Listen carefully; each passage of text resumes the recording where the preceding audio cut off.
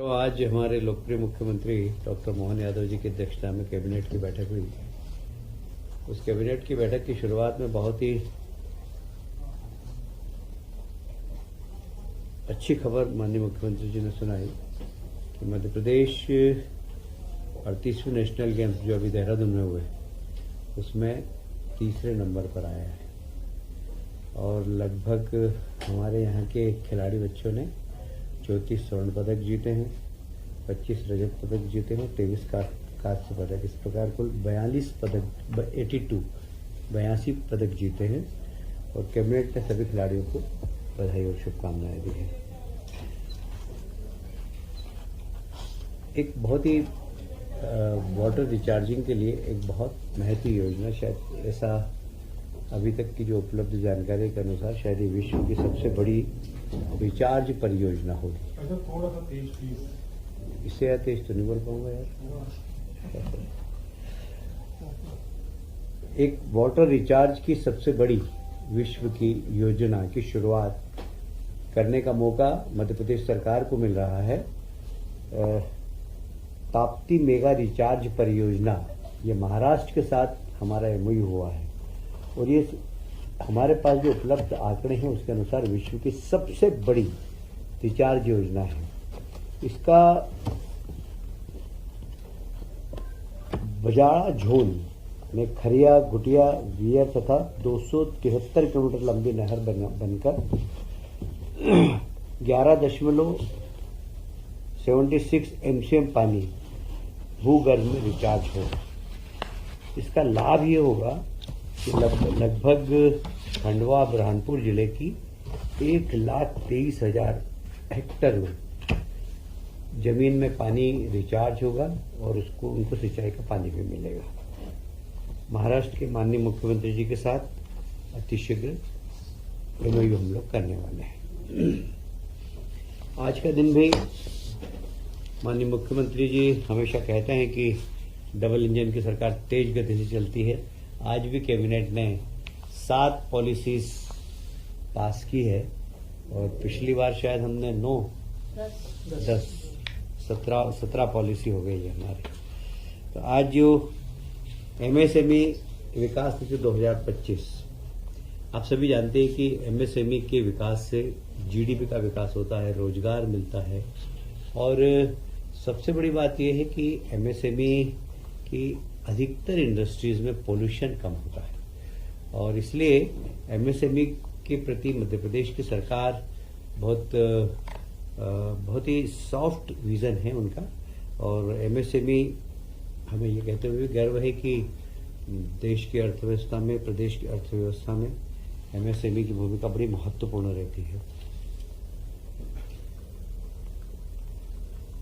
मध्य प्रदेश में जीएसडीपी और एमएसएमई के योगदान को बढ़ाकर विकसित मध्य प्रदेश 2047 विजन को साकार करना। अभी ये डॉक्यूमेंट जो हमारा मैं बता रहा हूँ इसमें हमने 2047 को ध्यान में रखे हुए इस पूरा एमएसएमई का इकोसिस्टम बनाया है। इजी ऑफ डूइंग बिजनेस को प्रोत्साहित करने के लिए पारदर्शी समयबद्ध पूरी योजना को हमने एक अमली जामा पहनाया है। मध्य प्रदेश में संतुलित औद्योगिक विकास सुनिश्चित हो, इसलिए मध्य प्रदेश के सभी क्षेत्रों में एमएसएमई लगे और इसीलिए पिछड़े क्षेत्रों के लिए एमएसएमई जहां लगेगी हमने विशेष सुविधाओं का प्रावधान भी किया है।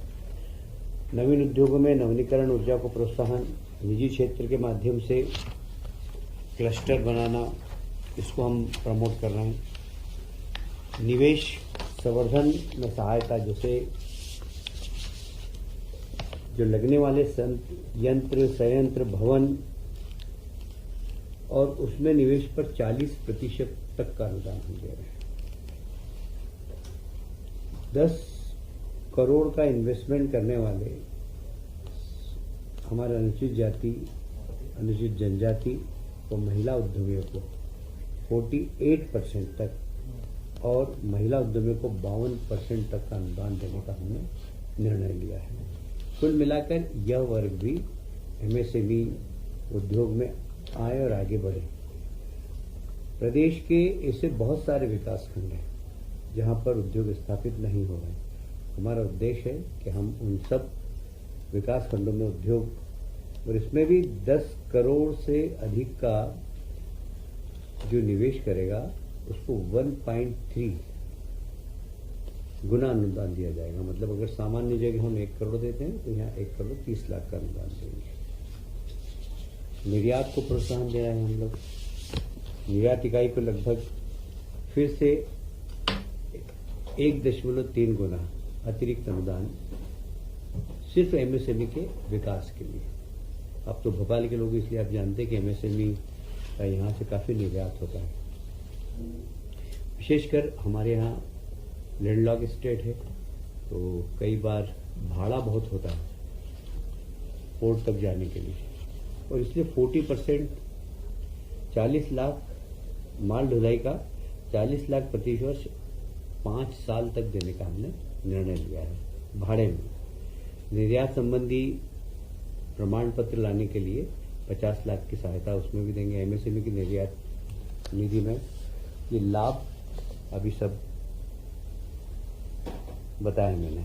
10 करोड़ से अधिक का उद्योग लगाने वाले निवेशक को 100 से ज़्यादा रोजगार प्रदान करने पर 1.5 गुना तक अतिरिक्त अनुदान।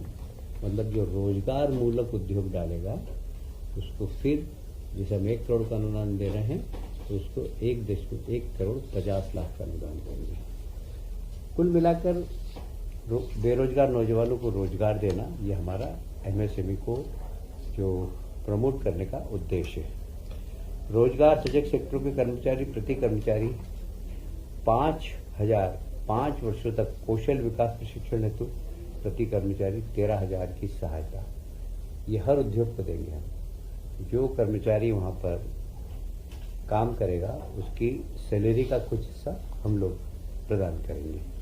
ईटीपी हेतु 50% की सहायता, अधिकतम सीमा लगभग 2.5 करोड़। मैं समझता हूँ कि ये योजना हमारी सारे देश में, मध्य प्रदेश में सबसे ज़्यादा सुविधा वाली हमारी नीति है।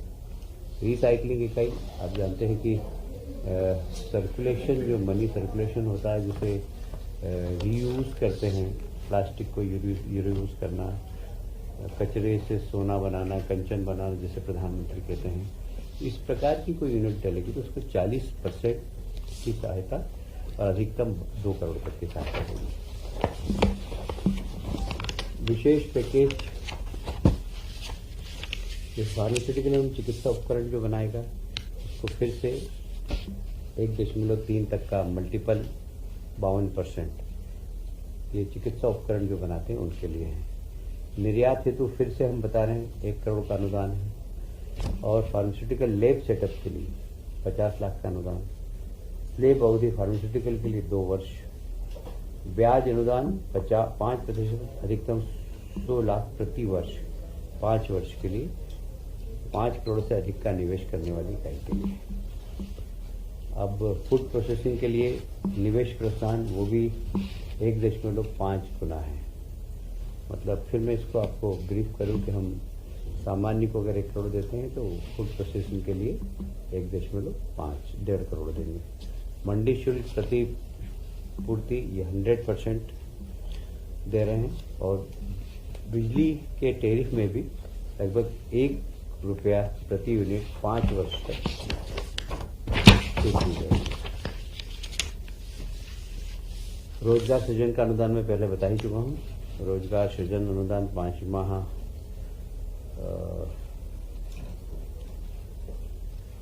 हो चुका है।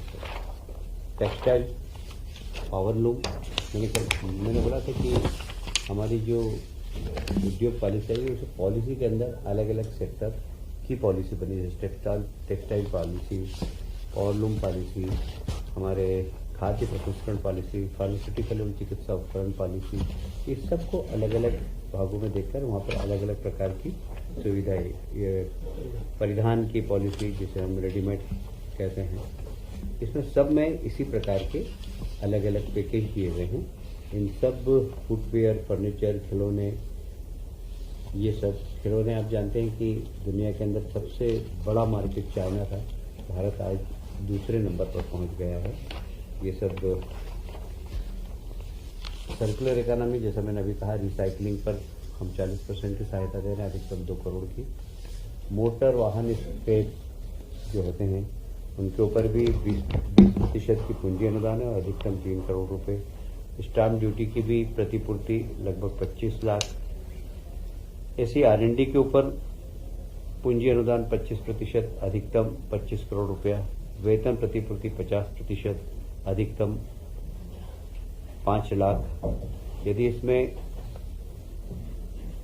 रिसर्च है तो उसके लिए भी सहायता है और पेटेंट के लिए 50 लाख की सहायता है। लॉजिस्टिक परियोजना, MSME मध्य प्रदेश लॉजिस्टिक योजना के भी अलग से लाभ हैं।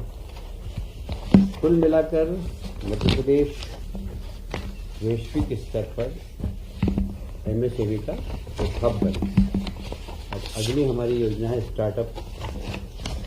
तो स्टार्टअप में आप जानते हैं कि मध्य प्रदेश में अग्रणी भूमिका अदा की है। अभी लगभग हमारे पास 5 लाख स्टार्टअप हैं। आने वाले समय में हम 5,000 है। आने वाले समय में हम 10,000 का टारगेट कर रहे हैं कि 10,000 स्टार्टअप हों। अब 100 करोड़ के सीड कैपिटल फंड की हमने स्थापना की, 100 करोड़ रुपए के। इसमें से 1.10 लाख तक रोजगार सृजित करना, 500 से अधिक स्टार्टअप को मार्केट में इन्वेस्टेबल बनाना, मेगा इंक्यूबेशन सेंटर की स्थापना करना। इंक्यूबेशन सेंटर स्टार्टअप के लिए बहुत महत्वपूर्ण होता है, क्योंकि यहाँ पर स्टार्टअप अपना कैपेबिलिटी देते हैं और इन्वेस्ट करने लोग आते हैं। वो सलाह भी देते हैं। कई बार एक इंक्यूबेशन मीटिंग में मैं भी गया था। मैंने देखा कि बड़े बड़े औद्योगिक घराने आए थे, उन्होंने सलाह दी कि इसको ऐसा करो और वहाँ पर इन्वेस्टमेंट भी किया। तो ये स्टार्टअप हमारे प्रदेश के नौजवानों को एक अच्छे अवसर प्रदान करेगी। इस नीति के जो मुख्य स्तंभ है, एक तो वित्त पोषण सहायता, जिसमें सीड फंड अनुदान, स्टार्टअप कैपिटल फंड मैंने बता दिया आपको, प्राप्त निवेश पर ऋण सहायता, बाजार तक पहुंच, स्टार्टअप एक्सेलेरेशन कार्यक्रम, ग्रेट चैलेंज और हैकाथॉन, उत्पादन आधारित स्टार्टअप को बढ़ावा, जिसमें रोजगार सृजन सहायता, कौशल विकास सहायता, विद्युत शुल्क सहायता, MSME विकास नीति का भी लाभ, संस्थागत सहयोग भी हम कर रहे हैं। स्टार्टअप सलाहकार परिषद की स्थापना, ये हमारे नए जो नौजवान हैं जो स्टार्टअप करना चाहते हैं, उनको ठीक तरीके से एक सशक्त पोर्टल ऐप के माध्यम से उनको गाइड करने का काम करेंगे। नवाचार एवं उद्यमिता को प्रोत्साहन, पेटेंट यदि वो कराना चाहते हैं तो उसमें भी अनुदान है। ऐसे ये टिंकरिंग लैब की स्थापना, एंटरप्रेन्योर रेजिडेंस ERI जिसे बोलते हैं, अधोसंरचना सहयोग, जैसे मैंने बता दिया कि मेगा इंक्यूबेटर सेंटर की स्थापना, नवीन इंक्यूबेटर की स्थापना, इंक्यूबेटर हेतु अनुदान देना, फंड सहायता, ये भी मैं बता चुका हूँ। सीड फंड अनुदान, स्टार्टअप कैपिटल फंड बता दिया मैंने, ब्याज अनुदान हो देंगे हम इसमें, लीज रेंट में सहायता करेंगे और उनको आवश्यक ऋण उपलब्ध कराने में भी